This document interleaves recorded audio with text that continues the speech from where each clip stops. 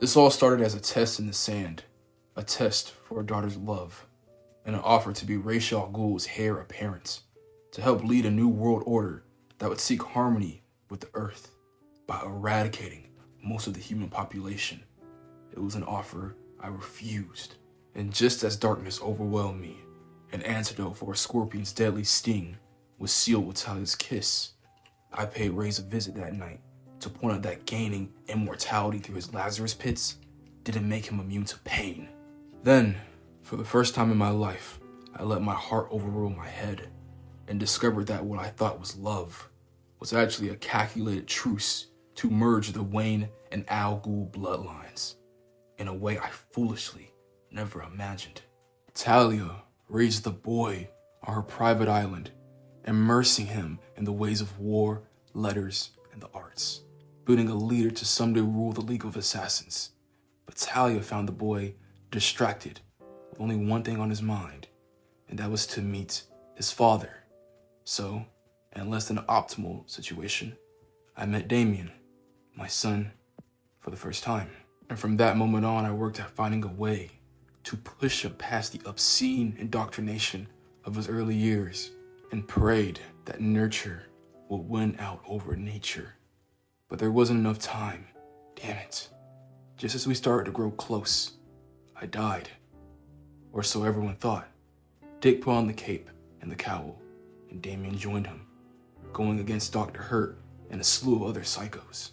I fought my way back through time until I finally made it home and faced a confused, distant, and angry young boy who felt he needed to prove something by trying to take down an enemy hell-bent on our destruction all by himself.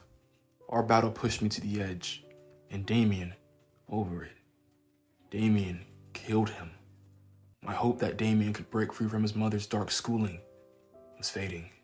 So I tried to rebuild the family I had lost in my time away, and rededicate ourselves to keeping Gotham safe from all the monsters who wanted to see her burn. I still kept a watchful eye on Damien as he pushed back on promises and principles at every turn, terrifying me that he didn't care about anybody but himself. But he proved me wrong.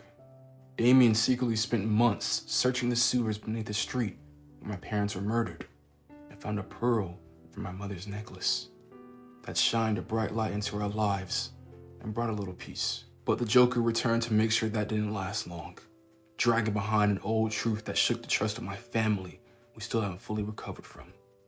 Then came the Rain, Talia, and Leviathan, the Heretic, the Metabomb, and a 10-year-old boy who didn't listen to his father and stay home.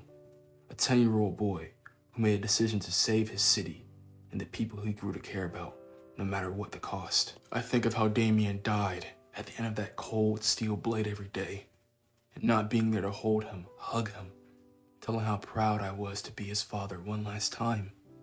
I was too late to make a difference. Too late, the hero.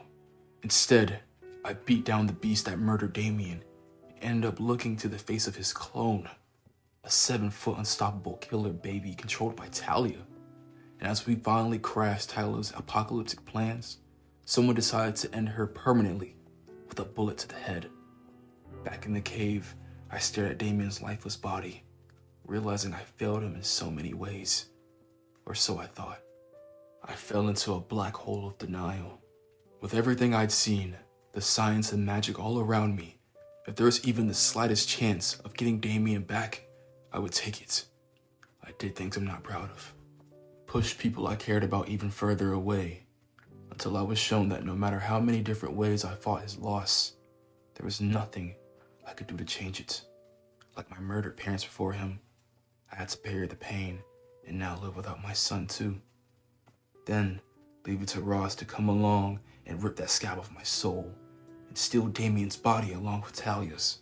Which brings us here to the Himalayas, where it seems fitting that this all ends in the snow.